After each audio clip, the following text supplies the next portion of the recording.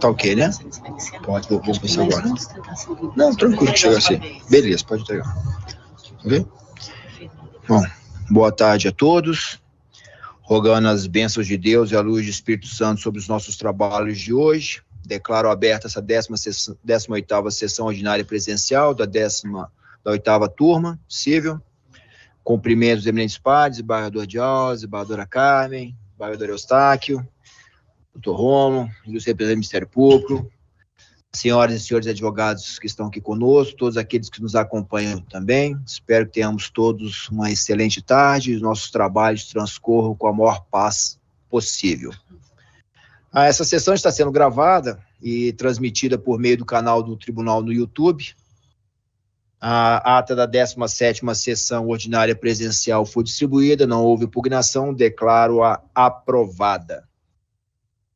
Iniciando os trabalhos, chama a julgamento, desembargador Eustáquio, é da relatoria de Vossa Excelência, é o processo número 19 da pauta, inscrito para sustentação oral para falar pela parte apelada, o doutor Adriano Jaime, a quem eu convido, por gentileza, a fazer uso da palavra, declinando antes o nome completo, a OAB para efeito de registro, e pode iniciar a sustentação oral. Boa tarde, Excelência. É Adriano Jaime de Oliveira Muniz, OAB Distrito Federal 74206.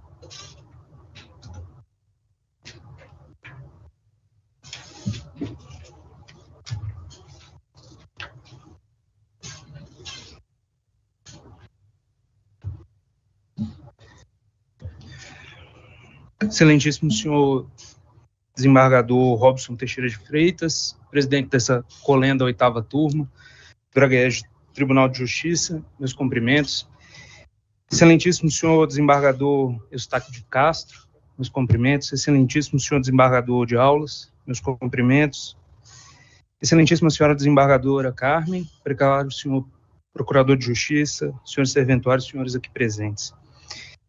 O motivo da nossa vinda na tribuna nessa tarde é para justificar uma defesa da sentença que foi muito bem acertada, oriunda da 13ª Vara Civil de Brasília, numa ação de nulidade de testamento público. Julgamos necessário vir aqui para reforçar que a 13ª Vara Civil fez um trabalho exemplar e conduziu com muito primor o trâmite processual. Foi determinada uma perícia médica indireta, onde o testador foi considerado demente. Foram levados diversos documentos aos autos.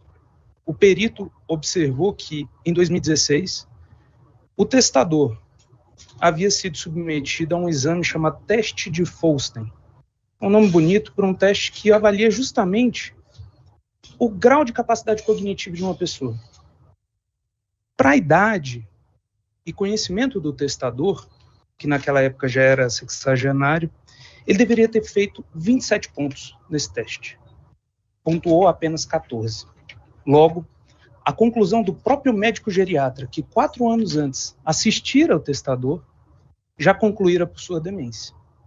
Pois bem, os anos se passaram, a família, em 2020, viu que o pai se encontrava num estado estranho. Levava ao médico, não lembrava datas, tinha dificuldade de recordar alguns nomes. Foi ajuizada uma ação de interdição pela filha. Passados 50 dias do ajuizamento da ação de interdição, o testador, que naquela ação estava sendo questionada a sua capacidade cognitiva, foi ao cartório e lavrou testamento público em favor de sua neta, que foi, inclusive, sua curadora na ação de interdição. Então, nós temos a beneficiária do testamento, que foi sua curadora, e que não poderia desconhecer da ação de interdição. Aqui, e já vou caminhar à conclusão, acho que é muito sucinto o que temos para trazer, porque está tudo documentado. A grande resignação que é trazida no recurso de apelação, ela diz respeito a um capítulo do laudo pericial, que é a introdução do laudo, onde a apelada quer que o seu depoimento pessoal seja considerado equiparado à prova médica, ou seja, uma prova científica. O próprio perito fez uma manifestação suplementar nos autos, onde ele informa que a única pessoa que foi entrevistada nos autos, foi entrevistada na perícia, foi a neta, que era curadora. E que ela não se fez assistir por assistente técnico naquele momento. Então, por mais que houvesse essa resignação, ela foi a única pessoa entrevistada. Todo o resto são provas documentais, são laudos médicos. Sendo assim, o que se espera e o que se aguarda aqui é o que sempre levamos para casa, atendido ou não o nosso pleito, que é a justiça. Muito obrigado. Agradeço, doutor Adriano. Desembargador Eustáquio, por gentileza. Senhor presidente, voto compartilhado.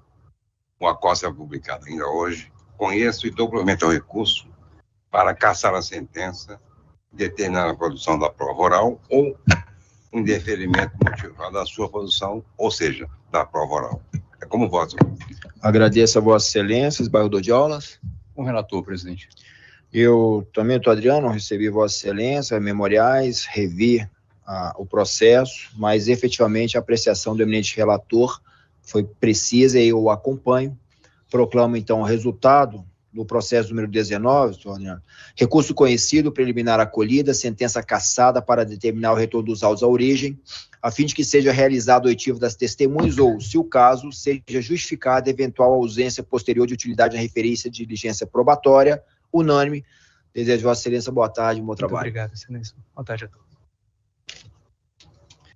Passo agora a proclamação das listas com os resultados do processo PJE.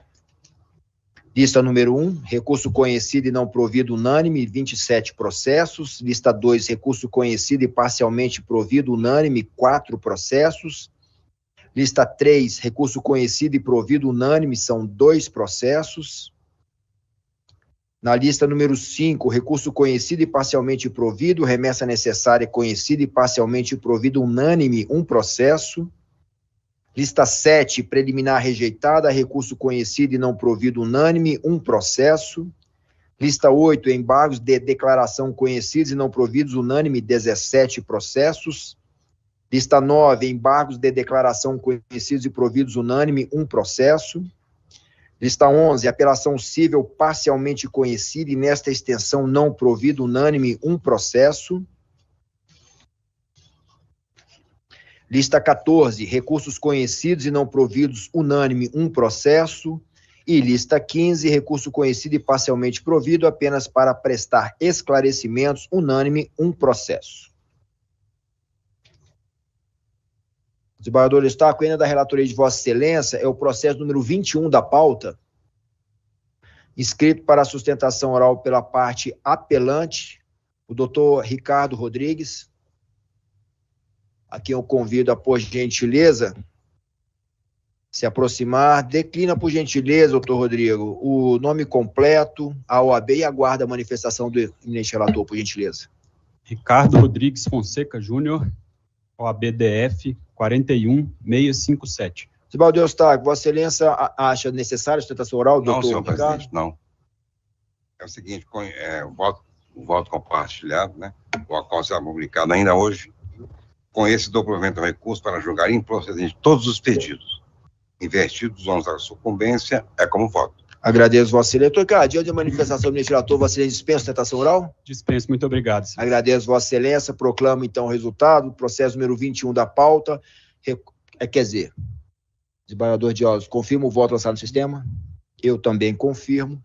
Então, proclamo o resultado do processo número 21 da pauta. Recurso conhecido e provido, unânime. Uma boa tarde, um bom trabalho. Boa tarde. Vossa Excelência tem um outro processo aqui ainda, que é o processo número 15. Desembargadora Carmen, agora da relatoria de Vossa Excelência, nós temos 2 sustentações orais. Pela parte apelante, inscrito o doutor Marcelo, e pela parte apelada, o doutor Ricardo, novamente. Então, pela ordem. Indago a Vossa Excelência se não seria o caso de inverter a ordem das sustentações?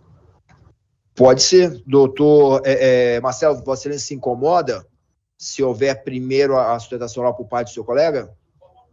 Então, doutor Ricardo, por gentileza, só prefeito de registro novamente, nome completo, tem a palavra pelo prazo regimental. Ricardo Rodrigues Fonseca Júnior, OAB-DF 41657. Por favor. Excelências, tendo em vista que esse processo foi extinto sem resolução de mérito, eu somente vou reiterar aqui as razões da apelação, desculpa, as razões aqui, as contrarrazões, né, informando ainda que, nesse caso, eu acredito que falta até interesse, porque a ação renovatória de aluguel, ela já abarcaria todos os pleitos que estão aqui nesse processo. Então, é somente para reiterar isso mesmo. Obrigado. Agradeço a Vossa Excelência. Dr. Marcelo, por gentileza, Vossa Excelência declina o nome completo OAB e aguarda a manifestação da eminente relatora. Senhor juiz, senhor desembargador, senhores desembargadores, Marcelo Barbosa Coelho, OAB-DF 8558. Desembargadora Carmen, por favor. Obrigada, senhor presidente. Eu estou dando provimento ao recurso, senhor presidente, para cassar a sentença, entendendo que há na sentença efetivamente equívoco sobre a constatação de que houve a formulação do pedido contraposto pelos apelantes na ação renovatória. Portanto, é nesse sentido o voto, senhor presidente. Cassando a sentença, retorno dos autos à origem. Agradeço, Vossa Excelência. Tomar-se adiante a manifestação da eminente relatora. Dispensa sustentação oral? Estou dispensando, Excelência, agradeço a Vossa Excelência, cumprimento a todos, inclusive desembargador de aulas, minhas homenagens, conheço Vossa Excelência desde que era advogado, sei da índole de Vossa Excelência e por isso que quis fazer esse detalhe, essa coisa. Meus cumprimentos. Obrigado. Agradeço, Vossa Excelência. Desembargador Eustáquio. Com a nota relatora. Desembargador de aulas, como vota? Cadê? Proclamo, então, o resultado. Doutor Marcelo, doutor Ricardo, processo número 15 da pauta, preliminar rejeitada, apelação conhecida e provida, sentença cassada, unânime. Desejo a ambos uma boa tarde e um bom trabalho. Presidente, eu peço só, doutor Marcelo, só um segundo. Doutor Marcelo, por favor, desembargador de aulas. Vossa Excelência sabe, todos sabem, que a convivência com os profissionais do direito anda muito complexa. O doutor Marcelo quis me cumprimentar antes do início da sessão e eu disse não, eu não reconheci. Então eu peço imensa desculpa. O doutor Marcelo é filho querido da saudosa desembargadora Maria Aparecida, que o tinha como filho de sangue, e nós convivemos a dor da perda dela e temos uma relação de respeito, não é íntima, mas de muito respeito e carinho há muitos anos. Mas acho que o envelhecimento, os meus problemas pessoais, eu não reconheci. Eu peço imensa desculpa e faço esse justo. Eu aceito, sei a coisa, mas como eu tinha comentado com colegas, desembargador de aulas, eu quis fazer esse detalhe, porque quando vi as reportagens, e conheço Vossa Excelência como advogado, Vossa Excelência não se lembra, mas quando tomou posse no primeiro dia em que Vossa Excelência estava com a pasta, com canetas e uns blocos de papel, chegando no Ministério Público, que era nesse prédio, aqui em frente, que não existia o outro e não existia o Ministério Público, nós nos encontramos, aí o senhor me falou, Marcelo, estou assumindo hoje no MP, e conheço Vossa Excelência como promotor de justiça há anos e anos, embates nossos processuais, e sempre tivemos. Por isso que eu quis fazer esse detalhe. Conheço o índole de Vossa Excelência, não é de hoje. Sei o caráter, sei toda a direção retilínea de Vossa Excelência, tanto como advogado, promotor, procurador e agora como desembargador. Eu quis fazer uma questão minha pessoal, peço desculpas aos colegas que estão esperando para fazer essa tentação, mas quis fazer esse adendo, sabendo quem é Vossa Excelência. Muito obrigado. Agradeço, doutor Marcelo, pelos registros. Reitero os votos de boa tarde e um bom trabalho, Vossa Excelência. Chama a julgamento do desembargadora Carmen da relatoria de Vossa Excelência, o processo número 18 da pauta, nós temos duas sustentações orais. Pela parte apelante, doutora Rafaela, pelo apelado Distrito Federal, doutor Jaileno Miranda. Vamos inverter também?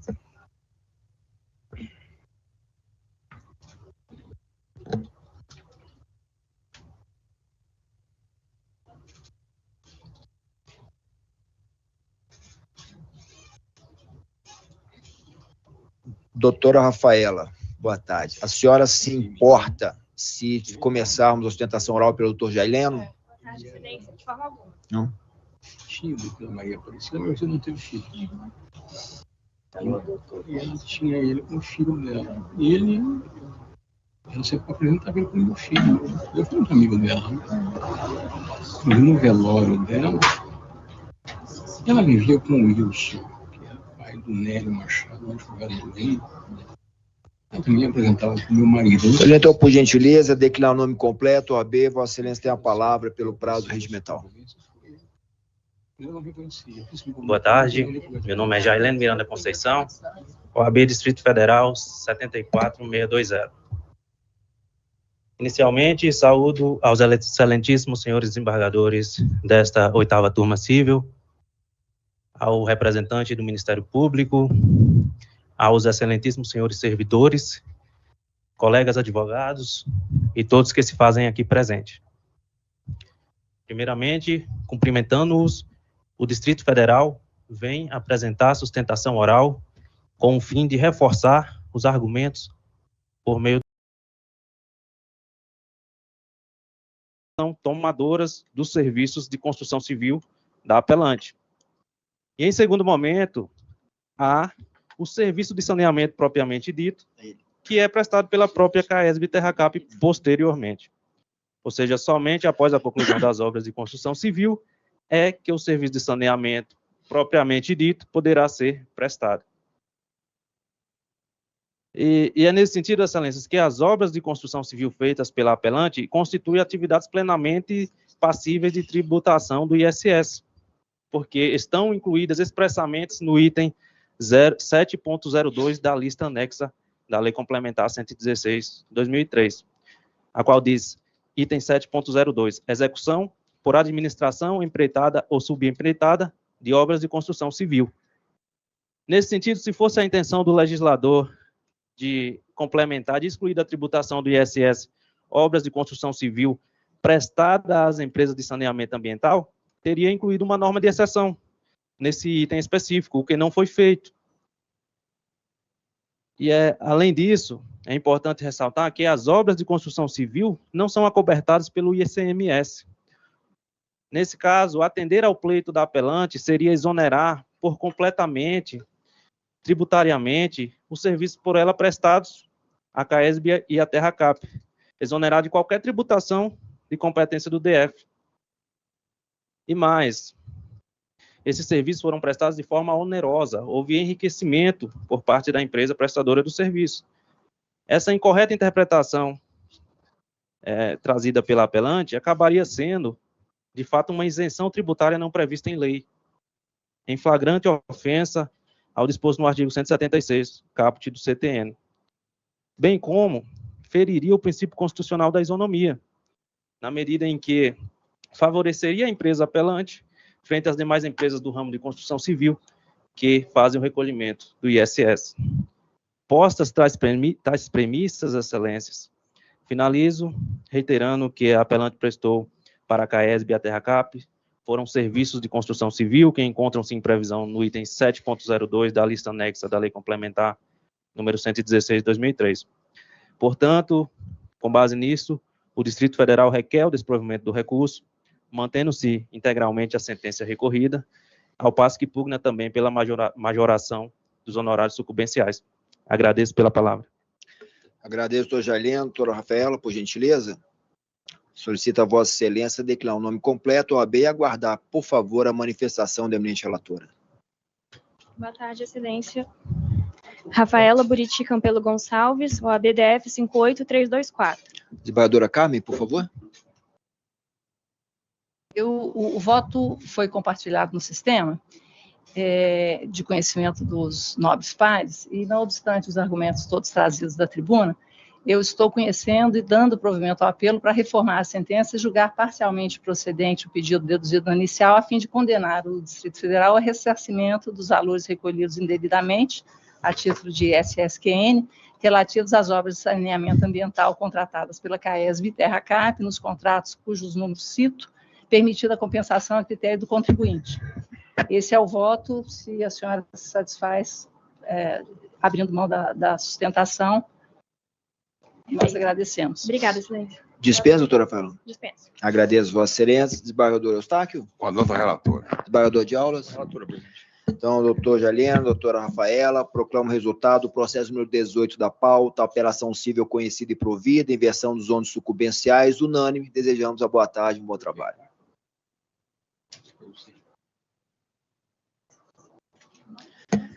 Agora, o processo de minha relatoria é o processo número 11 da pauta, escrito para sustentação oral pela parte apelante, Dr. Lucas, a quem convido, por gentileza, Lucas, a declarar o nome completo OAB e tem a palavra pelo prazo regimental. Lucas Rosado Martinez, OAB-DF 58774. Pois bem, saudações, excelentíssimo senhor desembargador, relator e presidente Robson Teixeira de Freitas, aos demais excelentíssimos desembargadores que compõem essa colenda 8ª turma civil, desembargador Eustáquio, desembargadora Carmen, desembargador de aulas, excelentíssimo procurador de justiça, demais servidores, colegas advogados, boa tarde a todos.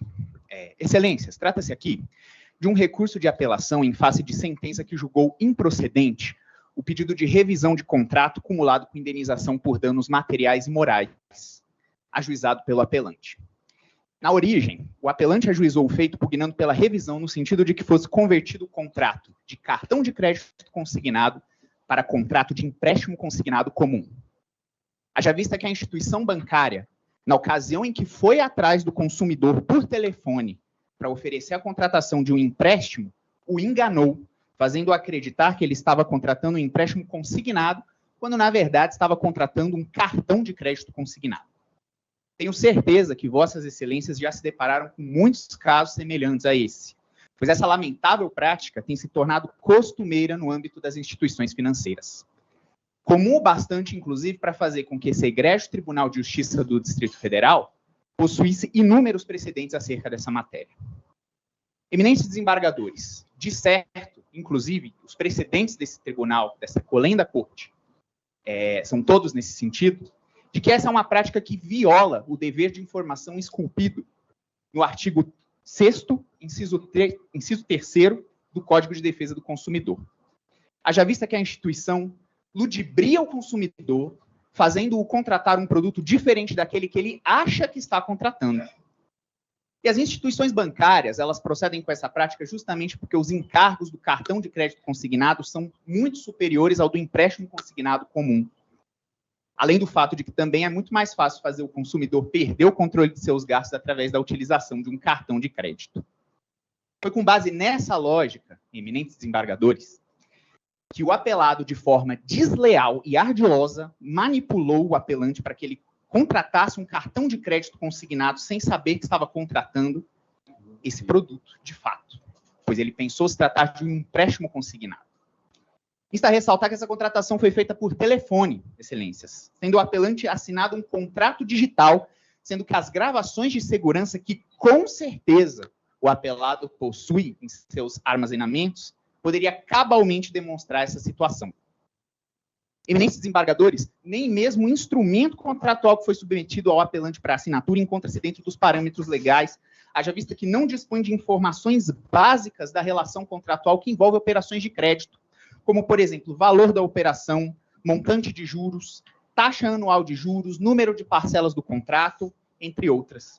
Sendo assim, o contrato viola claramente as disposições previstas nos artigos 52, 54B, 54C e 54D do Código de Defesa do Consumidor.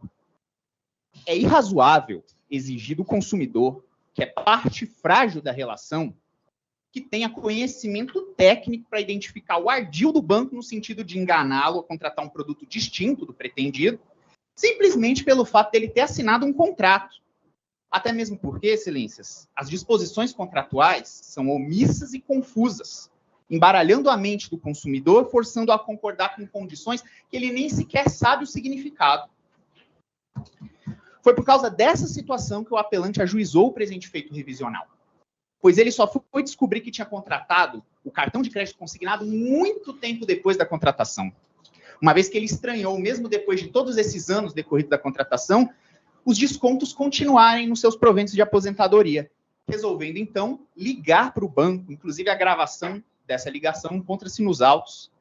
E nessa ocasião em que ele ligou para o banco para pedir esclarecimentos, o banco lhe trouxe duas péssimas novidades.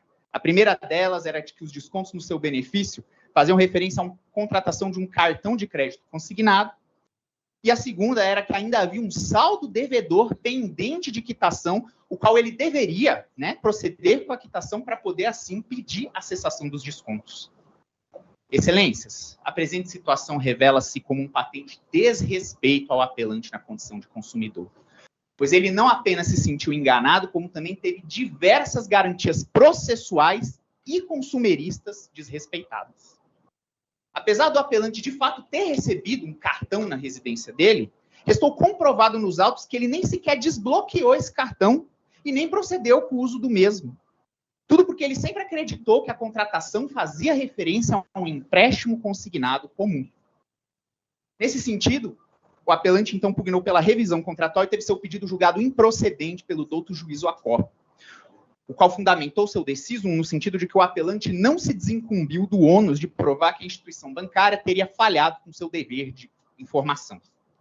Está a ressaltar, inclusive, excelências, que o douto juiz Acó indeferiu o pedido de inversão do ônus da prova pleiteado pelo apelante nos termos do artigo 6º, inciso 8º do CDC, por entender que os elementos nos autos já teriam elucidado as questões de fato.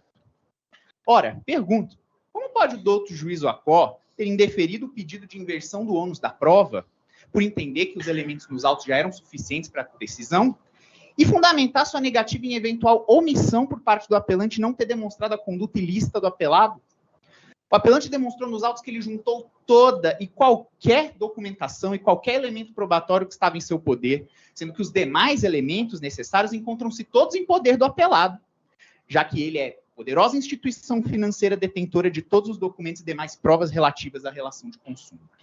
E é nesse ponto, excelências, que eu quero frisar especificamente que o apelado encontra-se na posse de uma gravação de segurança realizada no dia 12 de julho de 2018, na qual, né, nesse dia, o atendente do banco ligou para o apelante oferecendo-lhe a contratação de um empréstimo consignado comum, prova essa que demonstraria de forma cabal e inequívoca a má-fé do apelado. Dessa forma, é extremamente necessário que haja, nesse caso, a inversão do ônus da prova, nos termos da legislação consumerista. Haja vista que temos aqui preenchidos os requisitos da verossimilhança e da hipossuficiência do apelante. Devendo a sentença de mérito assim ser anulada e os autos retornarem ao juízo de origem, para possibilitar o apelado de juntar nos autos todos os elementos probatórios que se encontram em seu poder, mediante a inversão do ônus da prova. Caso este ilustríssimo colegiado entenda que não é o caso de anulação da sentença, pugna-se então pelo provimento da apelação para que haja reforma do decisum, no sentido de que seja acolhido o pedido revisional para conversão da contratação de cartão de crédito consignado em empréstimo consignado comum, nos termos do que foi oferecido desde o começo em favor do apelante. O apelante, excelências, é importante frisar esse ponto também, ele não nega que contraiu o empréstimo com a instituição de forma alguma, e nem está se recusando em pagar os encargos dessa operação. Contudo, a quitação desse empréstimo deve se dar da forma correta, nos estritos termos do produto efetivamente oferecido ao apelante, e o qual ele pensou estar contratando, que é o empréstimo consignado comum. Como foi demonstrado nos autos, a taxa de juros do empréstimo consignado comum é de 2,14%, enquanto a do cartão de crédito consignado é de 3,06%. Dessa forma, pugna pelo provimento da apelação, de forma que seja julgado procedente o pedido revisional de conversão da contratação de cartão de crédito consignado em empréstimo consignado comum, devendo ainda o apelado ser condenado a indenizar o apelante pelos danos materiais decorrentes dos descontos que tiverem superado o eventual saldo devedor reajustado, bem como pelos danos morais em virtude dos transtornos causados diante da conduta ilícita do apelado. Por fim, excelências, e já me encaminhando para o final da minha sustentação, caso esse colegiado entenda que não é o caso de acolhimento de nenhum dos pedidos anteriormente expostos, pugna-se então subsidiariamente pelo provimento da presente apelação, de maneira que a sentença apelada seja reformada para declarar a inexistência de saldo devedor do apelante com o apelado.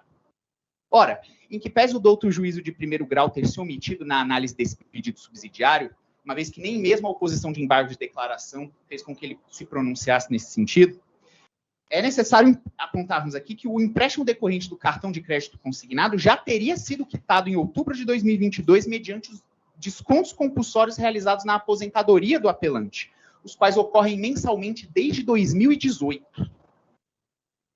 Mesmo se nós considerássemos a taxa de juros do cartão de crédito consignado, que é de 3,06%, o empréstimo contratado mediante saque no cartão, que foi de R$ 1.915, já deveria ter sido integralmente liquidado em outubro de 2022, em virtude dos descontos mensais que ocorrem mensalmente na aposentadoria, conforme os cálculos em anexo no processo.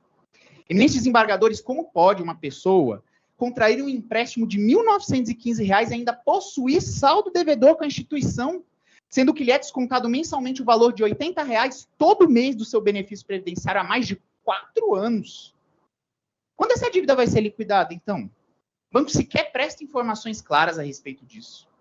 Está a ressaltar novamente que a quantia de R$ 1.915 foi a única utilizada pelo apelante no cartão, sendo ela referente ao crédito em conta decorrente de um saque, o qual o apelado encobriu, dizendo, né, para o consumidor que era um empréstimo consignado comum, fazendo ele acreditar nisso, diante do fato dele nunca sequer ter desbloqueado esse cartão e usado.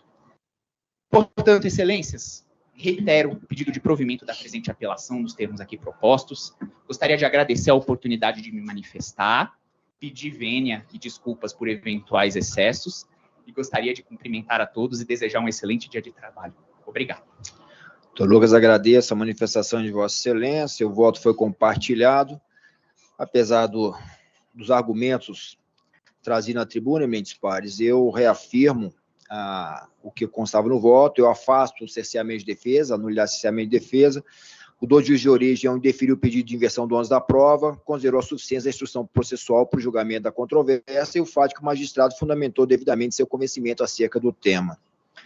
Quanto a possível equívoco ao firmar o contrato, eu consegui no voto, o voto é longo, o Lucas só vai ter acesso logo, que o autor firmou com o réu termo de adesão de cartão de crédito consignado emitido pelo Banco BMG, autorização para desconto em folha de pagamento, termo de consentimento esclarecido do cartão de crédito consignado e cédula de crédito bancário, contratação de saque mediante a utilização de crédito consignado emitido pelo BMG. Essa situação, ela é reiteradamente julgada e enfrentada por nós em inúmeros processos, e faço depois uma análise cabalmente do valor que foi contratado, depois da questão da taxa de juros, inclusive, o custo efetivo total que tem, todas as razões que estão constando no termo de consentimento, e vou enfrentando ponto a ponto os argumentos que Vossa Excelência trouxe aqui na tribuna, reiterando o que já havia sido apresentado em sede recursal, para, ao final, conhecer e negar provimento à apelação. E é como voto. Desembargadora Carmen, por gentileza. Acompanho integralmente, Vossa Excelência. Desembargador Eustáquio, por favor. Agradeço, Vossa Excelência.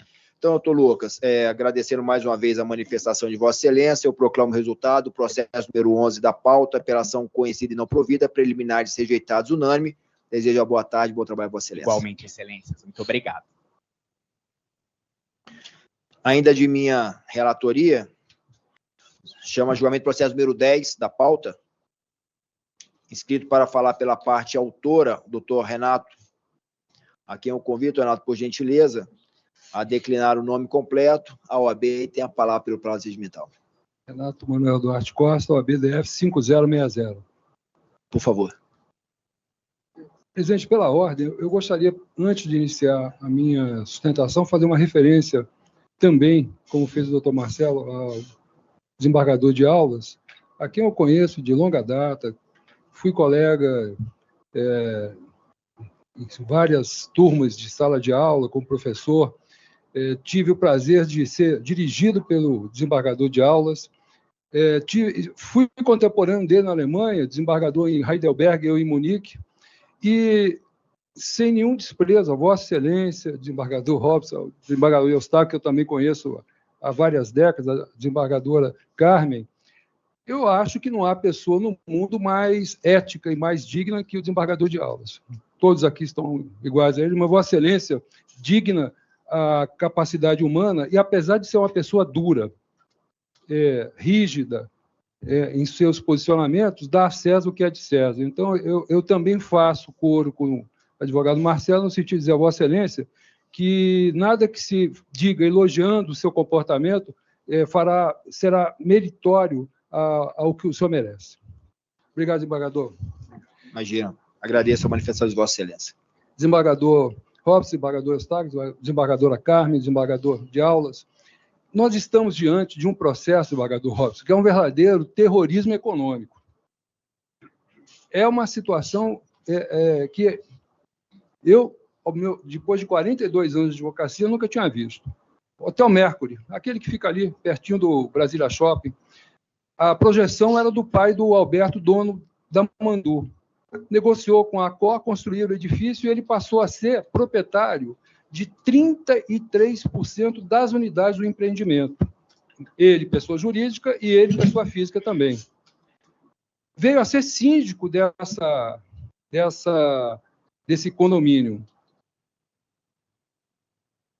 Hoje, em decorrência de um desajuste, de um desentendimento entre o Alberto, dono da Mandu, e a Accor, ele foi afastado da sindicatura e todos os valores, desembargador Robson, que ele tinha que receber dos imóveis dele, que estão no pool da Accor, ou que estão locados ao condomínio, ele nem recebe do pool, Accor, e nem recebe do condomínio, que é a locação. Qual é a consequência? Ele fica devedor de todas as taxas condominiais dos imóveis que ele tem. É uma situação assim esdrúxula, no meu modo de entender. Na relação de processo que eu já havia colocado na apelação, mas agora eu trago mais ações, são 39 ações entre Mandu, Accor, condomínio, Alberto, Accor, condomínio. Depositado em juízo, a crédito da Mandu tem 4 milhões. É uma coisa impressionante. E o condomínio e a Accor, os dois, que consigam em juízo, deposita os valores, diz assim, não, mas você não está me pagando o condomínio, então eu tenho que te cobrar. Não, você não está pagando, eu não estou te pagando o condomínio porque você, que tinha que pagar o condomínio em razão do pool, tinha que pagar o condomínio em razão do contrato de locação, não paga o condomínio, que é pior, não me paga a locação. Eu não tenho como pagar condomínio dessa maneira. Pois bem, mas o fundamento principal, desembargador Robson, desse apelo não é esse, não. O fundamento principal é que houve uma revelia decretada e sua citação é nula. Então, o que é que eu estou... Aliás, hoje, de manhã, eu até juntei uma petição, não sei se Vossa Excelência teve a oportunidade de ver, um fato novo, mas eu protocolei, encaminhei a Sua Excelência, e esse fato novo ele traz exatamente esses valores a crédito da Mandu, a crédito do dono da Mandu, que superam em muitos valores devidos de taxas condominiais. Então, o pedido é que seja, primeiro pedido, cassada a sentença para que os autos voltem à primeira instância, possa seguir o seu curso normal, porque a citação foi inválida. 2, caso isso seja superado, que Sua Excelência receba com apreço os argumentos do apelante para dizer o seguinte, há o Instituto da Confusão criado nesses autos, que é uma coisa muito rara de acontecer, mas aí está acontecendo. Eu devo ao condomínio, beleza, mas o condomínio me deve muito mais.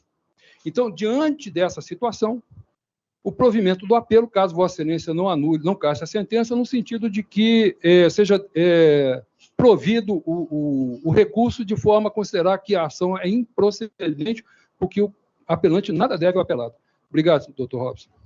Agradeço, Vossa Excelência, Renato, o voto foi compartilhado, eminentes pares. A despeito das manifestações do eminente advogado, eu mantenho o entendimento inicial, eu afasto a questão da nulidade do ato citatório e consigno que, realizado por meio de aviso de recebimento do mandado de citação, foi assinado por funcionário da portaria de edifício condominial, sem que ele tenha se recusado a receber a correspondência em razão da ausência do destinatário, em atenção disposto no artigo 248, parágrafo 4 do CPC. Além disso, o endereço da entrega de estação, mesmo contido em diversos documentos, foram apresentados pela RE. Conseguindo ainda que as dívidas de condomínio são obrigações próprio terreno, ou seja, obrigações emanadas em função do direito real de propriedade, e, por óbvio, o adquirente de imóvel, possuindo o justo título, deve responder pelos débitos advindos da propriedade do bem. No que tange a responsabilidade proprietária da unidade imobiliária, esse deve responder pelo pagamento de despesas condominiais, decorre da relação jurídica material direta com o condomínio e do usufruto comum da infraestrutura e dos serviços dispostos à coletividade. Por fim, analiso também o contrato de constituição de sociedade em conta de participação, em que a reapelante figura como sócio oculta, e esse se refere à unidade que não faz parte da cobrança da presente ação. E mesmo que se referisse a alguma das unidades imobiliárias que compõem a presente ação, o referido contrato não teria o condão de afastar a responsabilidade da proprietária pelo inadimplemento, mas apenas o de conferir ao titular a possibilidade de acionar de forma regressiva a sócia ostensiva para reaver a quantia que tenha despendido para a satisfação do débito. Em síntese, são os fundamentos pelos quais eu conheço e nego o provimento à apelação. Desembargadora Carmen, como vota, por favor? Eu ratifico o voto lançado no sistema, acompanhando Vossa Excelência. Agradeço, Vossa Excelência. Desembargadora Eustáquio. Com a turma. Agradeço, Vossa Excelência. Renato, então proclamo o resultado, processo número 10 da pauta. Apelação conhecida e não provida unânime. Desejo, Vossa Excelência, boa tarde e um bom trabalho. Obrigado, Excelência. Desembargador de Aulas, o processo agora de relatoria de Vossa Excelência é o número 5 da pauta.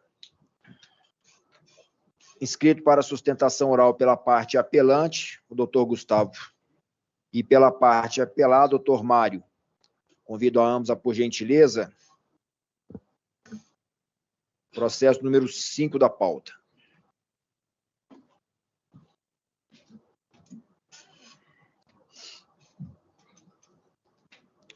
Pela ordem, então, né, concedo a primeira palavra à parte apelante, o doutor Gustavo tem a palavra, solicito que registre o nome completo, o ABEI tem a palavra pelo prazo regimental.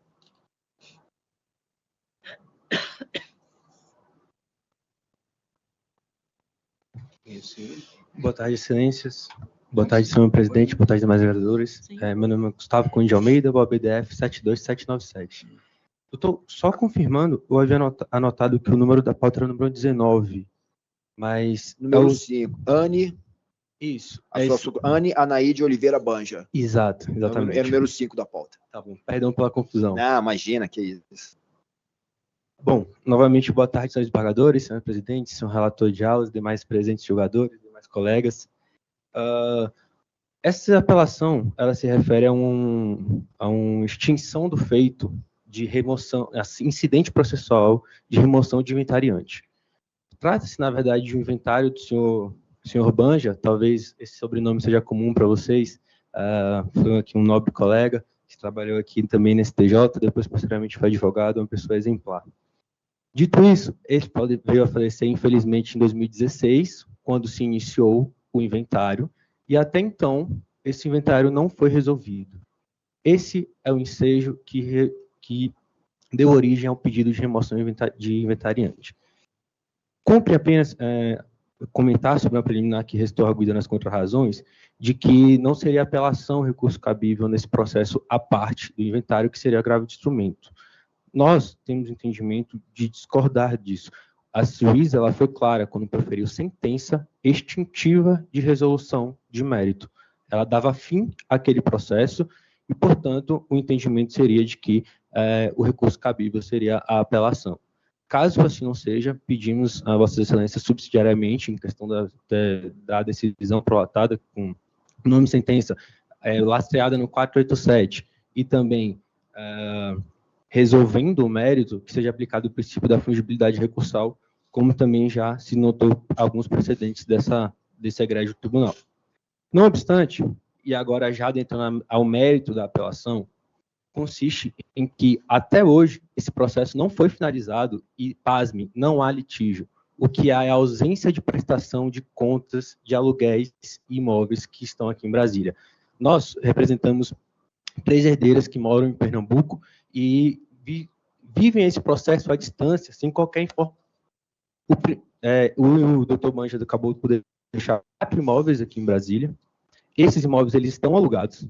E desde 2020, quando nós fomos constituídos nos autos, nós pedimos que sejam juntados esses imóveis, esses recebíveis, perdão. O primeiro pedido de dilação de prazo da inventariante ocorreu em 3 de julho de 2020. Ao total, foram 5 pedidos de dilação de prazo para juntar os recebíveis. Nós tentamos entrar em contato diretamente com a imobiliária responsável e a imobiliária se negou a oferecer, né, a juntar e a nos entregar os extratos, que são herdeiras legítimas, sob condição de que apenas demonstrariam isso à inventariante. Entramos em contato com a inventariante e nunca foi nos repassado amigavelmente essa questão.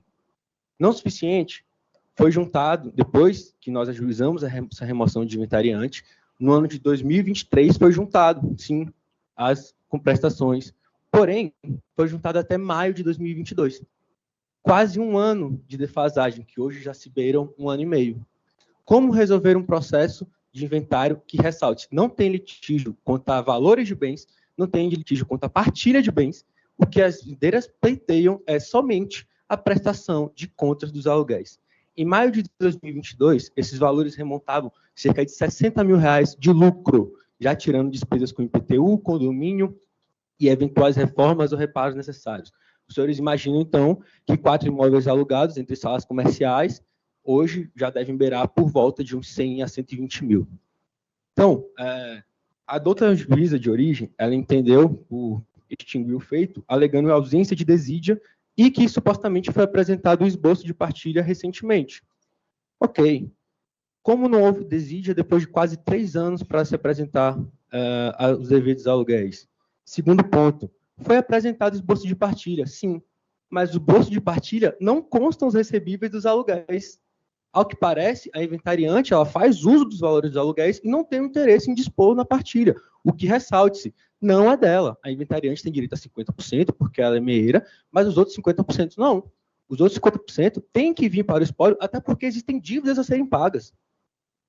Então, excelência, aqui é justamente o conceito de que não nos parece cabível, não nos parece razoável, uma vez que nós impugnamos esse mesmo esboço, avisando que não estão chutados os recebíveis. Não obstante, após essa impugnação, a parte adversa manifestou uma petição em que seu ponto 4 dizia: a inventariante trará todos os valores pagos e recebidos devidamente atualizados. Pasmem, foi apresentado outro esboço de partilha após nossa impugnação, onde constam ausentes os recebíveis. Então, excelências, o que a gente pede aqui, na verdade, é que o processo seja finalizado, mas da forma que está, não está sendo possível. São 8 anos de processo sem qualquer litígio sobre bens. O que o inventariante, o que as herdeiras pedem o tempo todo é: juntem os aluguéis recebíveis. E isso não está acontecendo, excelência. Cumpre também trazer uma curiosidade, na verdade, 2. A primeira é que, no ano de 2020, a inventariante ajuizou sim uma prestação de contas, mas a prestação de contas foi extinta sem resolução de mérito. E aqui eu peço vênias a vossas excelências para ver o trecho da decisão. Cuida-se de prestação de contas apresentadas em que a autora, intimada a dar seguimento ao feito, quedou-se inerte. Além disso, há mais de 8 meses não se manifesta nos autos. Ante exposto, julga extinto o feito sem resolução de mérito nos termos do artigo 485. Ou seja, a própria juíza extinguiu a prestação de contas porque a inventariante não prestava contas. Como resolver, como finalizar um processo se não há efetiva prestação de contas e os aluguéis continuam sem compor o espólio? Não tem como prosseguir dessa forma, excelência. Até por isso, houve um pedido de depósito em juízo dos aluguéis, nessa remoção de inventariante, que não restou analisado pela doutora magistrada. Não obstante, ainda tem outras curiosidades. Entre os móveis que se enquadram, né, no espólio, existe um flat em Porto Seguro, Bahia. Esse flat fica a 250 metros do mar, com a localização privilegiada, perto daquelas barracas que são extremamente badaladas. Esse imóvel tem 6 anos. Ele nunca foi alugado. Ele só gera custos. Isso aqui já também adentrando na questão da má administração do espólio, que também é uma causa de remoção de inventariante.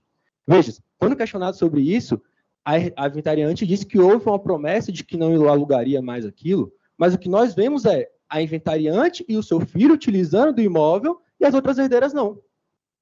Veja-se, tem um imóvel que tem um custo mensal, que dá prejuízo e que simplesmente está lá.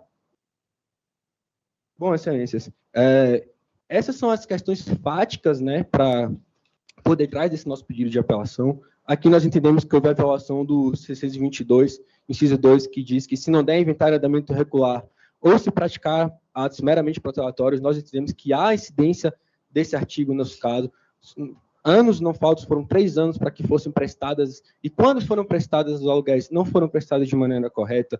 O inciso 5, que diz que se não prestar contas, ou se as que prestar não forem julgadas boas, também sejam qualidade a incidência da remoção desta.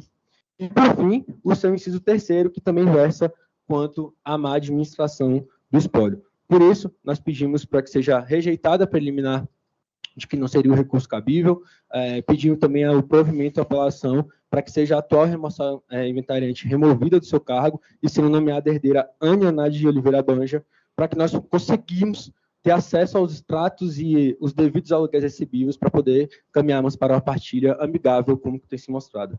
Obrigado, excelência. Boa tarde. Agradeço, doutor Gustavo, pela sustentação. Tomário, por gentileza, Vossa Excelência declina o nome completo, OAB, e aguarda a manifestação do eminente relator, por favor. Márcio Aloísio Taliolato, OAB 34354, Distrito Federal. Agradeço. Desembargador de aulas, por favor.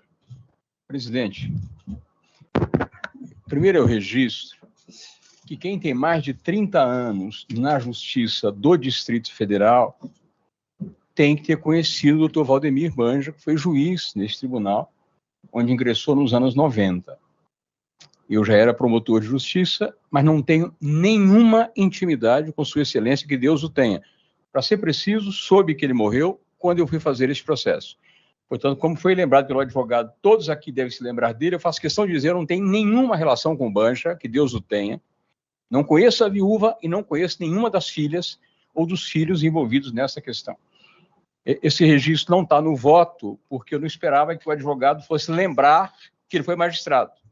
Eu sou de ideias próprias, mas tem uma que eu costumo copiar. Processo, para mim, não tem capa, eu não quero nem saber quem está dentro do processo. Mas, neste caso, como foi lembrado, e como eu trabalhei com ele juiz em Taguatinga e eu promotor, eu faço questão de registrar. Não conheço a viúva, não conheço os filhos, e a relação que tive com ele é a relação que um promotor tem com o juiz, e que não é diferente da que o doutor Rômulo tem conosco, apesar da presença frequente, é uma relação formal que gera cordialidade, mas não gera intimidade. Presidente, eu estou rejeitando a preliminar. Esta questão do recurso será cabível, eu estou rejeitando, recebo o recurso com apelação, conheço e nego o provimento. Se não houver objeção, eu dispenso sustentação oral, presidente. Agradeço, Vossa Excelência. Tomar diante disso, dispensa sustentação oral? Dispensa. Agradeço, Vossa Excelência. Eu acompanho, desembargador de aulas. E desembargadora Carmen, como vota? A turma, senhor presidente. Também. Então, doutor Gustavo, doutor Mário, proclamo o resultado. Processo número 5 da pauta, preliminar suscitado em contra-razões rejeitada, recurso conhecido e não provido unânime. Desejamos uma boa tarde e um bom trabalho. Desembargador Eustáquio.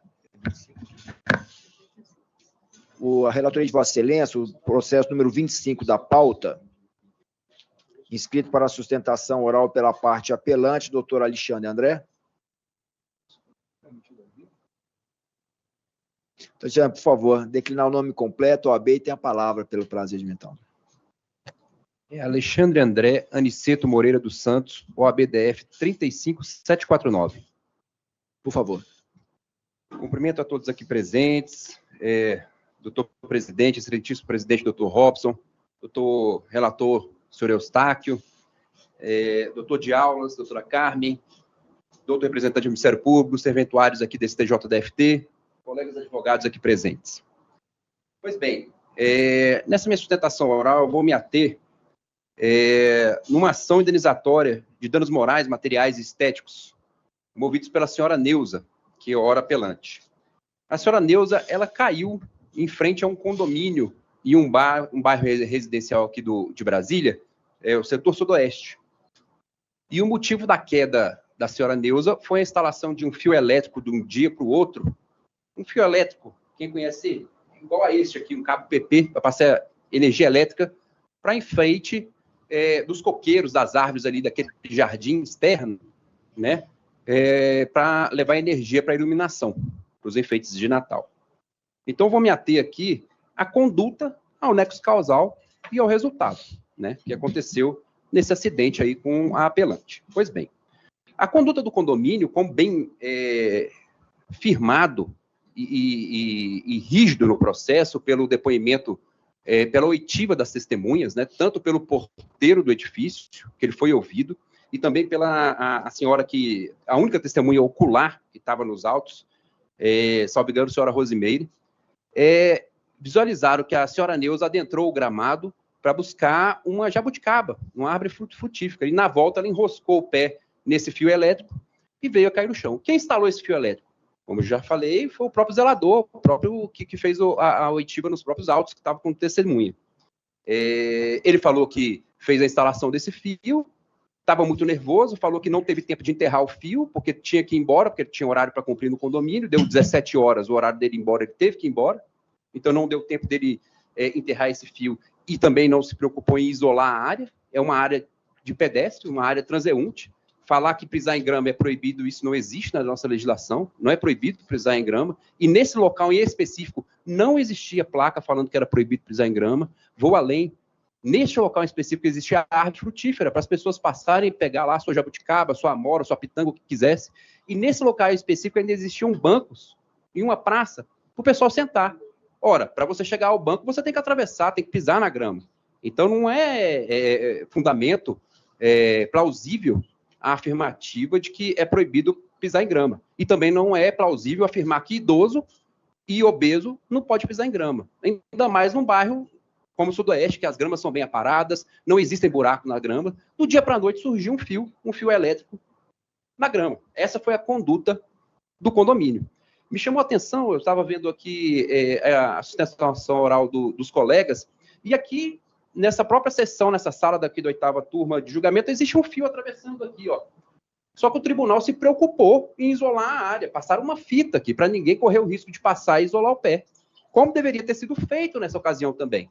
Se não houve tempo de enterrar, passa uma fita de segurança, coloca cone de trânsito, sinaliza que existe esse fio lá, né? Existem transeuntes, assim como a senhora Neuza, que não esperava que esse fio estava lá, ela enroscou o fio, quebrou o braço, quebrou o nariz, ao cair no chão. Então, o nexo causal que levou à queda da senhora Neuza foi o fio elétrico que estava no chão de forma indevida, posto de forma indevida, sem o devido isolamento, né? Se nós retirássemos o fio do local dos fatos, existiria o acidente? Muito provavelmente não, porque o que causou a queda dela foi o fio elétrico, né? O que causou a queda dela foi o fio elétrico. Então, doutor Robson, doutor de Aulas, doutor Eustáquio, relator, a imprudência, a omissão do condomínio em sinalizar esse fio foi o que levou ao resultado que foi a queda da senhora Neuza, que se machucou, e infelizmente ela não tinha plano de saúde, ficou internada no Hospital de Base de Brasília por diversos dias, por mais de um mês, era época de final do ano, perdeu o Natal, perdeu o Ano Novo, como se sabe, não é rápido marcar uma cirurgia no Hospital de Base, então ela teve que esperar internada numa fila para operar o braço, para colocar pino, e conforme os laudos, inúmeros laudos médicos acostados aos autos, deixou sequelas nela que nunca mais ela voltará a ter o braço como era antes. Ela fez a cirurgia de pino, mas ela nunca mais vai conseguir ter o movimento completo daquele braço. O braço ela não abre completamente. Então, é uma lesão da qual ela vai ter que conviver para o resto da sua vida.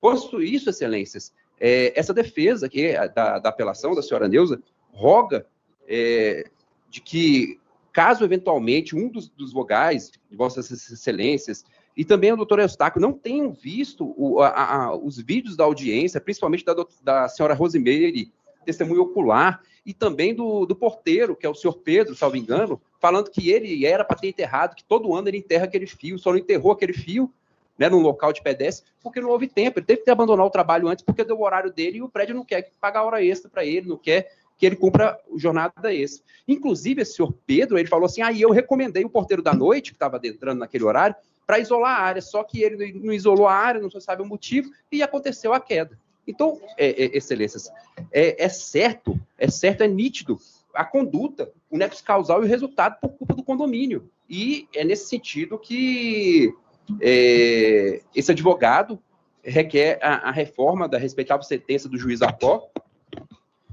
reconhecendo esse fio no gramado, né, um gramado escuro de grama, já era um período lusco-fusco, após as 17 horas, às 5 horas da tarde,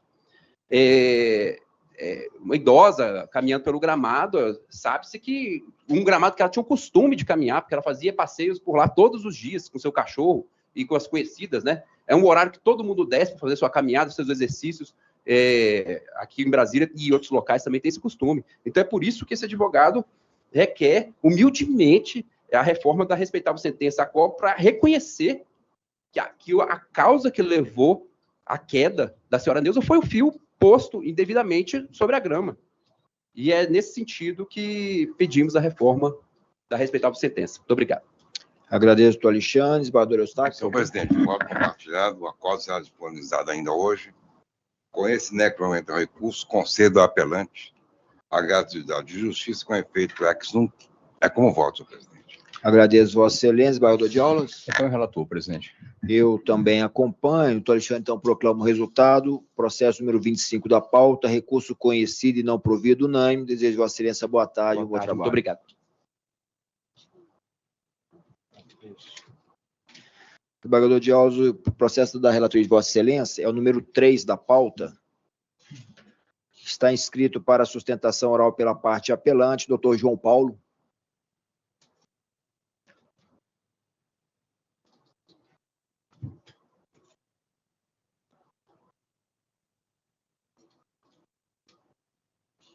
Doutor João Paulo, por favor, declina o nome completo, OAB, e tem a palavra pelo prazo regimental. Boa tarde, Excelência. João Paulo Chaves de Alckmin, OABDF 50504. Excelências, cumprimento, primeiramente, os outros julgadores demais presentes.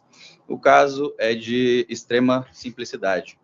As duas partes apresentam duas matrículas, ambas do segundo CRI do DF, se não me engano, para justificar a propriedade do imóvel localizado às margens do EPPR, só um segundo. EPPR DF 005, condomínio privê. Pois bem, proposta demanda, o doutor julgador, após indas e vindas, entendeu pela necessidade de produção de prova pericial, georreferenciamento. Ocorre que o perito do juízo, ao fixar honorários periciais,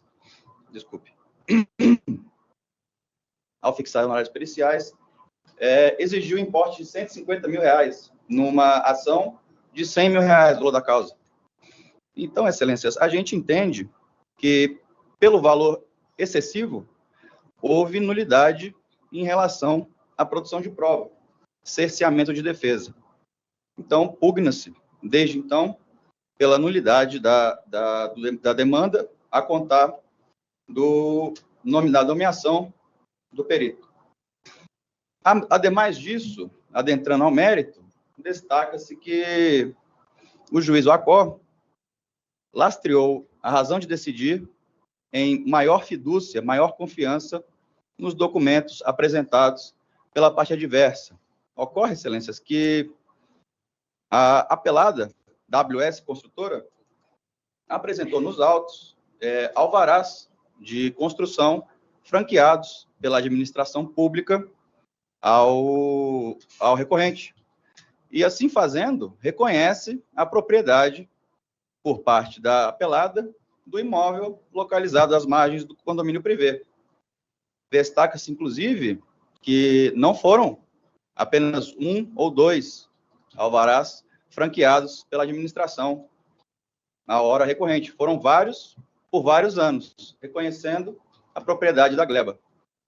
Entretanto, sem razão aparente, após alguns anos, entendeu-se por reverter esse entendimento, assentando que a área não seria de propriedade da apelante, mas sim da Terracap, parte contrária. Ocorre, excelências, que ao assim agir, a parte contrária acaba, a administração pública, melhor dizendo, acaba por ofender o princípio da boa-fé objetiva, também conhecido como o princípio do non venire contra actum próprio.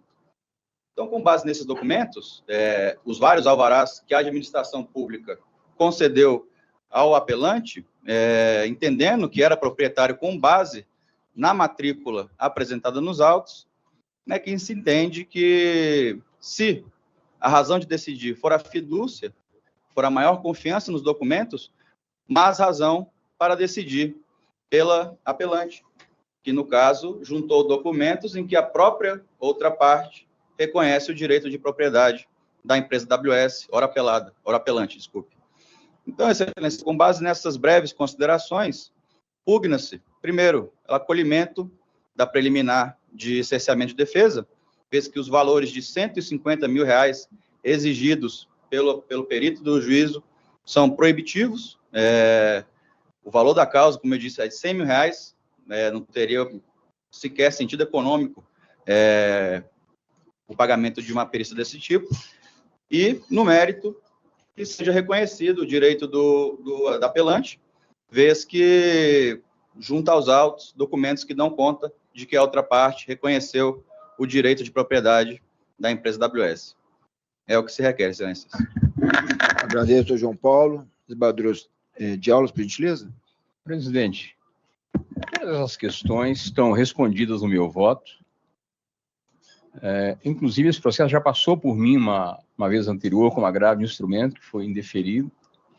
Conheço parcialmente o recurso, rejeito a preliminar de licenciamento de defesa. A própria parte desistiu da perícia do licenciamento de defesa e, no mérito, nego o provimento, confirma a sentença, major honorário de 10% para 15% e é o voto, presidente. Eu o acompanho, desembargadora Carmen. Com o eminente relator, senhor presidente. Agradeço. Então, doutor João Paulo, proclamo o resultado, processo número 3 da pauta, preliminar rejeitada, recurso parcialmente conhecido e na parte conhecida não provido, unânime. Desejo a excelência boa tarde e bom trabalho. Agradeço, boa tarde a todos. 6. Chama a julgamento processo número 6 da pauta de minha relatoria. Temos 2 inscrições para sustentação oral. Pela parte apelante, doutor Fabrício. Pela parte apelada, doutor Marcelo, patriota.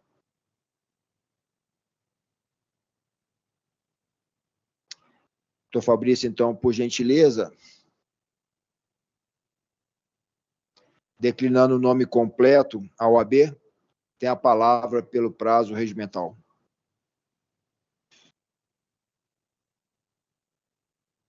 Boa tarde, excelências. Meu nome é Fabrício Augusto da Silva Martins, meu OAB é 42766.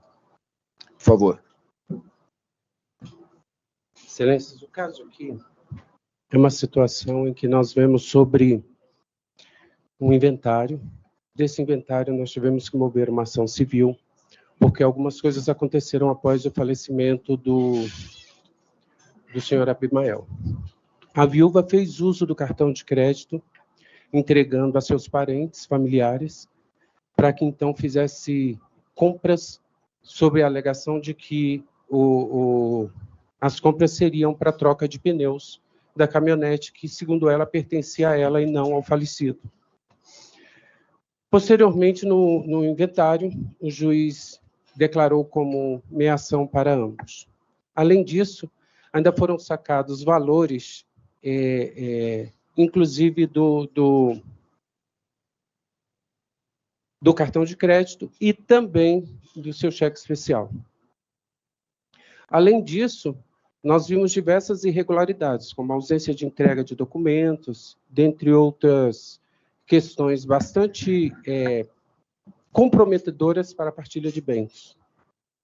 As 2 filhas, que são as únicas herdeiras, mesmo diante de um casamento com separação total de bens, ficaram prejudicadas com a ausência dos valores que haviam em conta corrente e também com gastos que foram elevados no cartão de débito e do cartão de crédito.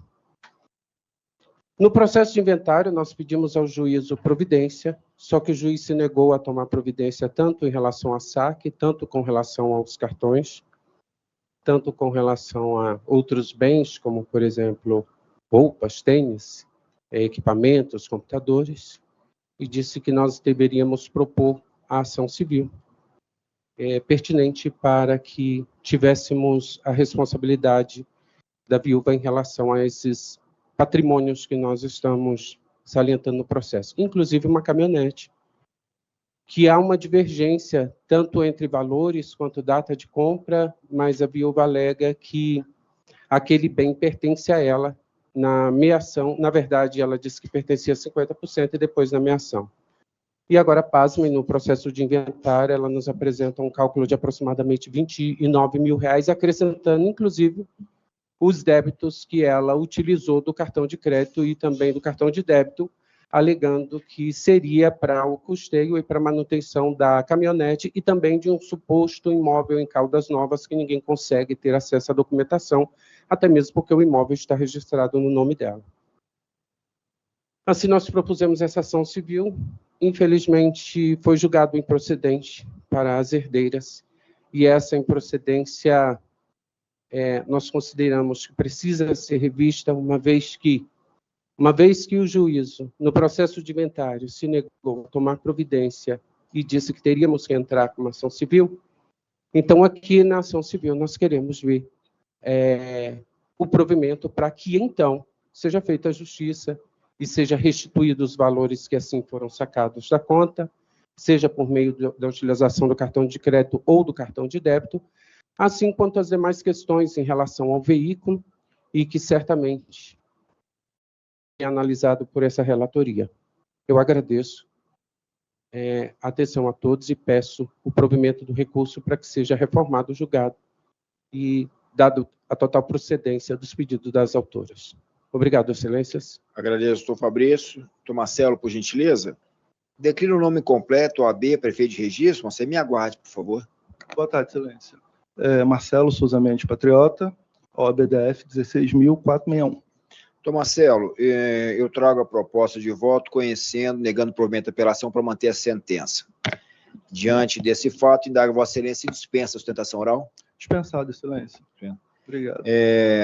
Em que pese as razões da tribuna, doutor Fabrício, eu consignei a análise bem minuciosa de toda a questão fática, envolvendo inclusive a questão da caminhonete, e conseguindo que as questões que envolvem a administração de herança, como a suposta redução de patrimônio por conduta de um dos herdeiros, também devem ser analisadas no juízo do inventário, a quem competirá decidir o ponto incidentalmente, ou, se houver necessidade de modulação probatória, aí sim remete as partes para as vias ordinárias, nos termos do artigo 612 do CPC. Conseguindo ainda, se não foi comprovada a atuação dolosa ou culposa da ré na gestão dos bens deixados pelo falecido, não restou configurado o ato ilícito necessário para caracterizar a responsabilidade civil subjetiva por danos morais. Em síntese, são os fundamentos pelos quais eu conheço e nego o provimento à apelação. Desembargadora Carmen, como vota, por favor? Acompanhe Vossa Excelência. Agradeço, desembargador Eustáquio. Então, doutor Fabrício, doutor Marcelo, proclamo o resultado, processo número 6 da pauta, apelação conhecida e não provida unânime. Desejo a ambos uma boa tarde e um bom trabalho. Desembargador de aulas, processo da relatoria de Vossa Excelência, é o número 14 da pauta, tem inscrição para sustentação oral. Não, 14 é mesmo. Não, desculpe, número 1 da pauta, inscrito para sustentação oral pela parte agravante, a doutora Marina.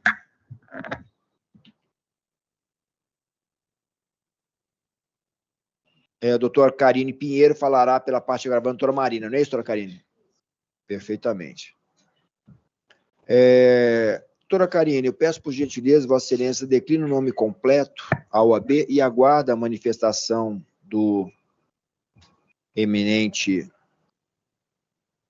relator, por favor. Karine Pinheiro Silva, OAB 58838-DF. Desembargador de aulas, por favor. Presidente, esse processo teve mudança de opinião minha, não só de opinião pessoal, mas também tendo em vista o andamento da ação na origem. A magistrada que conduz esta ação foi muito cuidadosa, marcou a perícia, a doutora já apresentou os quesitos no dia 11 de setembro, portanto, eu não vou avançar no mérito, eu vou deixar que a sentença julgue o mérito, mas nesta fase eu estou julgando prejudicado o agravo interno, e quanto ao agravo do instrumento, eu conheço e dou parcial provimento ao agravo para que a agravante permaneça na condição de candidata parda até o julgamento do mérito da ação de conhecimento, podendo participar das etapas em curso no certame, caso esteja habilitada e não haja nenhuma objeção de outra razão, e que a objeção seja apenas a questão da heteroidentificação. Revogo, portanto, a decisão minha de D número tal, e comunique-se a origem e a decisão, presidente. Se atender a doutora, eu dispenso a sustentação oral. Doutora Karine, em face de toda a manifestação do eminente relator, indago se dispensa a sustentação oral. Dispensa. Agradeço, Vossa Excelência. Eu acompanho o eminente relator, desembargadora Carmen. Da turma, senhor presidente. Então, doutora Karine, proclamo o resultado do processo número 1 da pauta, agravo interno prejudicado, agravo de instrumento conhecido e parcialmente provido unânime. Desejo Vossa Excelência boa tarde e bom trabalho. Desembargadora Carmen, o processo agora é de relatoria de Vossa Excelência, é o número 13 da pauta, fala pela parte apelada, doutor Guilherme, a quem eu convido a, por gentileza, declinar o nome completo, a OAB, e, por gentileza, doutor Guilherme, aguardar a manifestação da eminente relatora.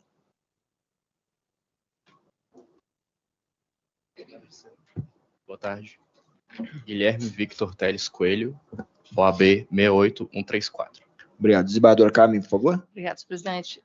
Doutor Guilherme, eu estou negando provimento ao apelo e majorando os honorários recursais ao entendimento de que a análise do acervo probatório não revela qualquer indício de que os réus tenham omitido dolosamente informação autora sem a qual o negócio não teria se realizado. Diante desse resultado, o senhor dispensa a sustentação oral? Dispensa, excelência. Obrigado. Muito obrigado. Agradeço, doutor Guilherme. Desembargador Eustáquio. Com a nota relatora. Desembargador de aulas. Então, doutor Guilherme, proclamo o resultado do processo número 13 da pauta, recurso conhecido e não provido, honorários majorados unânimes. Desejo Vossa Excelência boa tarde e bom trabalho. Teremos agora o julgamento de segredo de justiça. Eu peço, então, que haja a interrupção da transmissão, por favor. É o processo número 17, desembargadora Carmen, da relatoria de Vossa Excelência,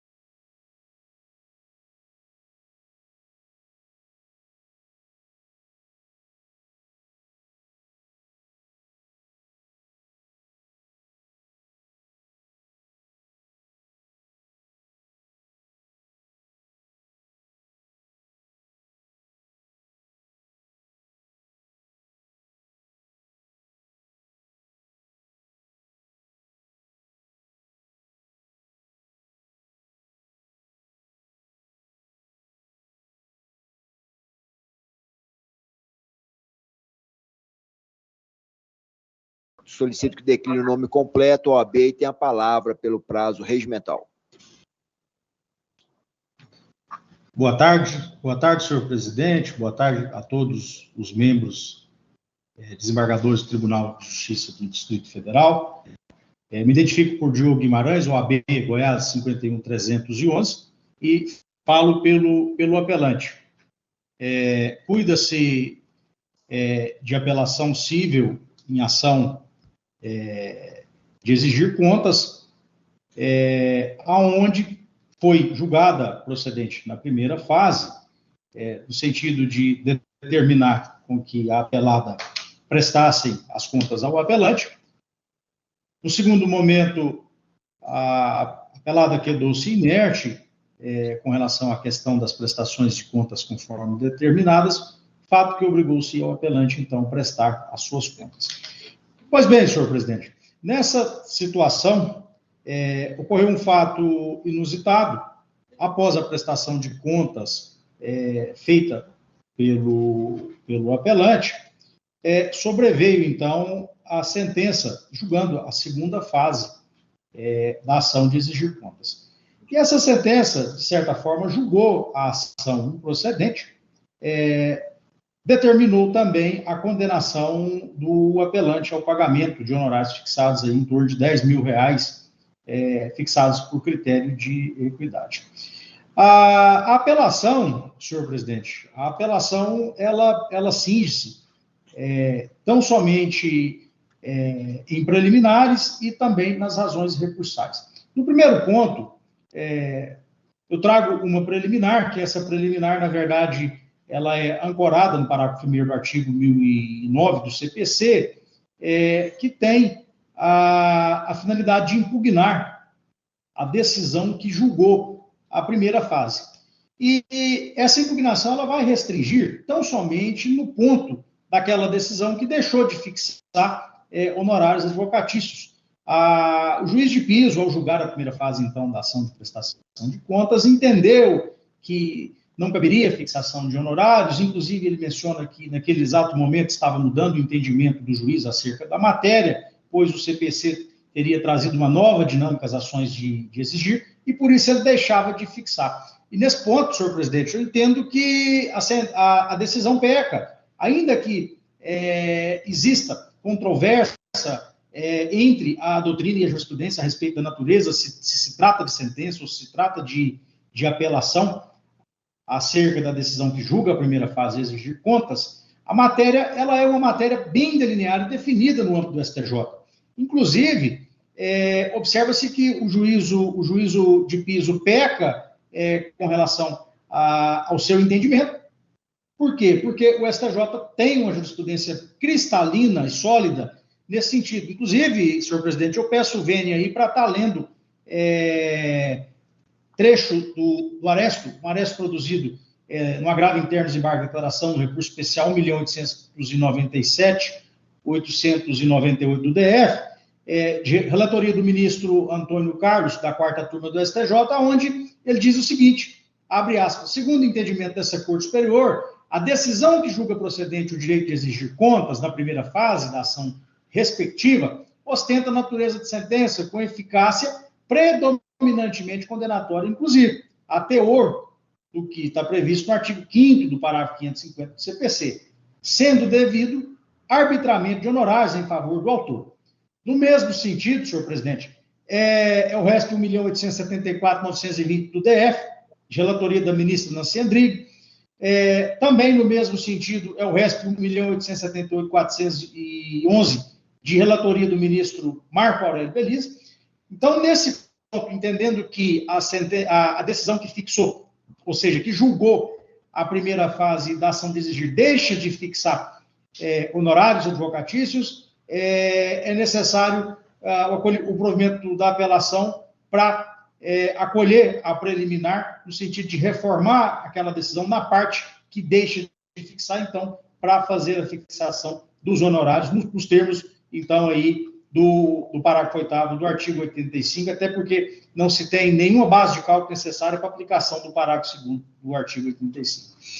Superada essa preliminar, senhor relator, Trago também uma segunda preliminar, que se trata-se de preliminar de nulidade da sentença, mas agora da sentença de segunda fase, e não mais da decisão de primeira, até porque a sentença de segunda fase, o que se observa é que ela é uma sentença nula, por razões simples e óbvias, ou seja, ela inquina-se de vício procedimental. Ou seja, o parágrafo 2º do artigo 550 do Código de Processo Civil, que regula a espécie, ele determina o seguinte, que quando prestadas as contas na ação de exigir, o autor terá 15 dias para se manifestar, em seguida prosseguindo-se o processo na fórmula do capítulo 2 do título 1 deste livro. Ou seja, a partir da prestação de contas, o processo deveria ter seguido, então, o rito do procedimento comum ordinário.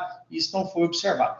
O que chama a atenção, um fato específico, nesse caso, é que os fundamentos trazidos pelo juízo de primeiro piso para julgar improcedente a segunda fase é que o autor não teria prestado as contas de forma regular, que o autor não teria trazido elemento fático e jurídico necessário à prolação e reconhecimento do saldo em seu favor. Pois bem, senhor presidente, o que se observa é que nessas situações, ainda que quem presta as contas, que no caso as contas foram prestadas pelo apelante, tendo em vista a inércia da apelada condenada na primeira fase a prestar, mas mesmo assim ela deixou de prestar, então o apelante é que teve que prestar as contas, mesmo nessas situações em que o autor da ação presta as contas, nessas situações, quando há a imprecisão das contas prestadas, quando há imprecisão dos cálculos apresentados, a jurisprudência, inclusive desse tribunal, ela é clara no sentido de que o juiz, nesse caso, ele deve determinar a realização de perícia, ou seja, isso não foi feito. O magistrado, então, ele deixa de seguir a jurisprudência, ele deixa de seguir o bom senso do tramitar, do desenrolar processual. Inclusive, eu peço licença para fazer leitura de trecho do acórdão que foi proferida na apelação 137.5601, de relatoria da desembargadora e relatora Maria Ivotânia, onde ela diz o seguinte, abre aspas, ação de exigir contas, segunda fase, contas não apresentadas pela requerida, contas do requerente, mera estimativa, inobservância dos requisitos legais, artigo 551, parágrafo 2º do CPC, necessidade de perícia contábil, artigo 550, parágrafo 6º do CPC, nulidade reconhecida no corpo do julgado pelo magistrado, são facultados amplamente poderes de investigação, podendo a ele, a despeito do desentramento da resposta, instaurar a fase instrutória do feito com realização de perícia. Então, nesse ponto, senhor presidente, o juiz deixa de, verificando a deficiência das contas prestadas pelo apelante, ele deixa de determinar a perícia contábil necessária. E em razão da determinação dessa perícia, o feito, então, foi julgado improcedente. Então, nesse ponto, em razão do salto procedimental, em razão da supressão da fase instrutória, notadamente, especificamente com relação à questão da não realização da perícia contábil, não determinada pelo magistrado, isso aí inquinou a sentença de vício insanado, e esse vício deve ser reparado mediante o acolhimento da preliminar de nulidade para determinar a cassação e o retorno dos autos à origem com a única e exclusiva finalidade que o feito retome seu curso normal, inclusive mediante a realização de perícia contábil. Senhor presidente, se superado, então, as preliminares, no mérito do recurso da apelação, eu trago duas teses. A primeira tese é uma tese no sentido de dizer que as contas apresentadas pelo apelante, na verdade, não se trata de contas amparadas em estimativas, que todas as suas planilhas que foram apresentadas nos autos são planilhas específicas, extremamente detalhadas, inclusive nelas constam todos os links de fontes que foram utilizadas para corroborar com aquela elaboração dos cálculos, dos valores que ali se encontram. Então, essa alegação que se trata-se de contas por meras estimativas, essa alegação ela é uma alegação extremamente equivocada, inclusive porque os cálculos, as contas foram realizadas por profissional com formação em área específica, inscrito em conselhos de classe. E, por outro lado, o que chama muito a atenção é que um valor na casa de 14 milhões e outro de 4 milhões que foram apurados dentro das contas prestadas, esses valores eles têm um substrato fático tão somente um contrato de arrendamento rural que foi justamente encartado pela apelada no decorrer do processo e também em outras lides nas quais o apelante move em desfavor dela e ambas as partes se contendem. Então, esses valores, essas quantias que foram trazidas dentro do bojo da ação de exigir conta, são quantias que foram determinadas com o devido critério, foram determinadas com a devida análise daquilo que deveria ter sido feito.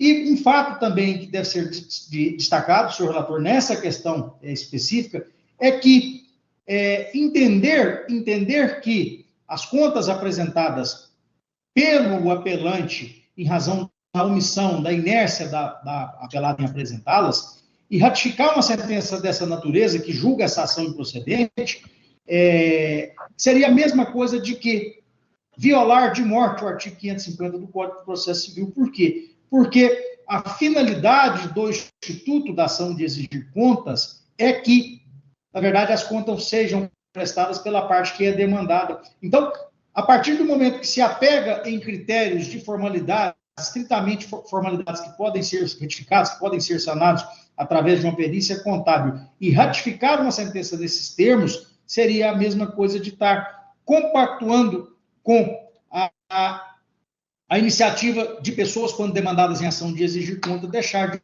prestar conta. Inclusive, nas razões de recurso, consta uma alegação que essa situação é tão séria que, a depender das situações, poderá abrir um determinado precedente e, de repente, a norma legal ela vai perder toda a finalidade. Por quê? Porque, a partir do momento que o tribunal começa a confirmar sentenças de improcedências numa situação em que a parte que tem que prestar conta deixa de prestar conta, a parte contrária, que tem pouquíssimas informações a respeito dos fatos e daquilo que tem que ser prestado, ele presta e tem as contas rejeitadas por meras formalidades que podem ser supridas por perícia, isso é um perigo, abrir um precedente e a lei perder toda a finalidade.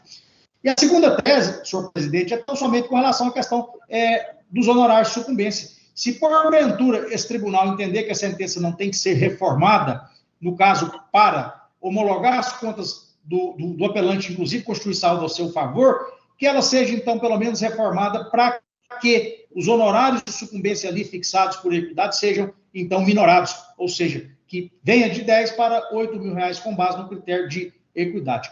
É nesses termos, excelências, que pede-se e espera deferimento e o provimento do apelo. Muito obrigado, senhor. Está com a palavra, senhor presidente. Agradeço, doutor Diogo. Desembargadora Carmen, por favor. Obrigado, senhor presidente. No caso dos autos, a primeira fase da ação de exigir contas foi resolvida sem a interposição por parte do apelante de qualquer recurso, encontrando-se atingida pela preclusão, razão porque a apelação não deve ser conhecida no tocante à ausência de fixação de honorários advocatícios naquele momento. Entendo também que não há nos autos documentos justificativos das contas apresentadas pelo autor, mostrando-se correto o julgamento de improcedência do pedido de constituição de saldo em seu favor, em decorrência da inidoneidade das contas apresentadas para esse fim. Por fim, os honorários advocatícios não devem ser reduzidos, porquanto contemplam os requisitos do artigo 85, parágrafos 8º e 2º incisos. Portanto, senhor presidente, eu estou conhecendo parcialmente do recurso, rejeitando a preliminar de nulidade da sentença, negando provimento ao apelo e majorando os honorários. É como voto, senhor presidente. Agradeço a vossa excelência, desembargador Eustáquio. Adota a relatora. Desembargador de aulas. Com a relatora, presidente. Doutor Diogo, proclamo então o resultado do processo número 14 da pauta, apelação civil conhecida parcialmente, preliminar rejeitada e no mérito de recurso não provido. Honorários de sucumbência majorados, unânime. Desejo vossa excelência boa tarde e um bom trabalho. Muito obrigado, boa tarde a todos. Eminentes pares, chegamos ao final dos julgamentos previstos para hoje, foram 69 processos com 19 sustentações orais. Agradeço a todos mais uma vez pela participação. Desejo o restante de semana maravilhoso a todos e quinta-feira nos reencontraremos. Vai ter sessão quinta? Quinta-feira, dia 5, a 19ª. Dia 5. Porque dia 12 nós não temos, por causa do feriado. Aí temos dia 5 e dia 19. Outubro, pode fazer uma festa aqui pela Constituição. Declaro encerrada. Obrigado. Hoje foi 3 horas. Tantos elogios.